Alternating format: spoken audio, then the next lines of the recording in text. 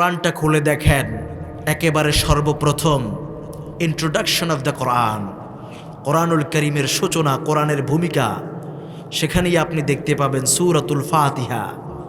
সেটার দ্বিতীয় আয়াত আমি আপনাদের খেদমতে তেলাওয়াত করেছি। আল্লাহ রাব্বুল আলামিন বলেন, আর রহমানির রহিম।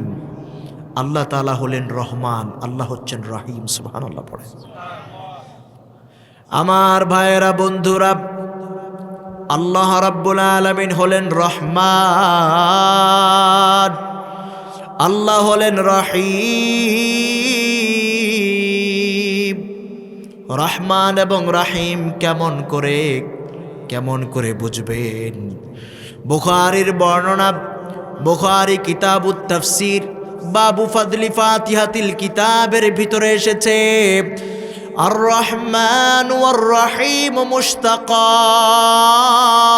মিনার রাহমাহ। আল্লাহু আকবার। রহমান এবং রহিম শব্দ দুটো এসেছে মূলত রহমত শব্দ থেকে। সুবহানাল্লাহ।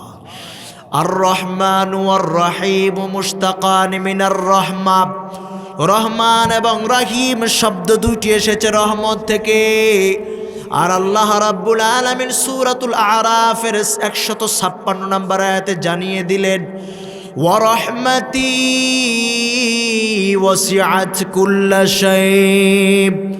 গভীর সমুদ্রের তলদেশে জলরাশির ভিতরে মাছগুলো যেমনি ভাবে ডুবন্ত, গোটা মাখলুকাত আল্লাহ রাব্বুল আলামিনের দয়া মায়া রহমতের মাঝে তেমনি ডুবন্ত। আল্লাহু আকবার। ওয়া রাহমাতি ওয়াসিআত কুল্লা শাই, my mercy encompasses all things. গভীর সমুদ্রের তলদেশে মাছগুলো যেমনি পানির মধ্যে ডুবে থাকে, আল্লাহ পাকের দয়া মায়া রহমতের মাঝে গোটা মাখলুকাত তেমনি ডুবে আছে। সুবহানাল্লাহ।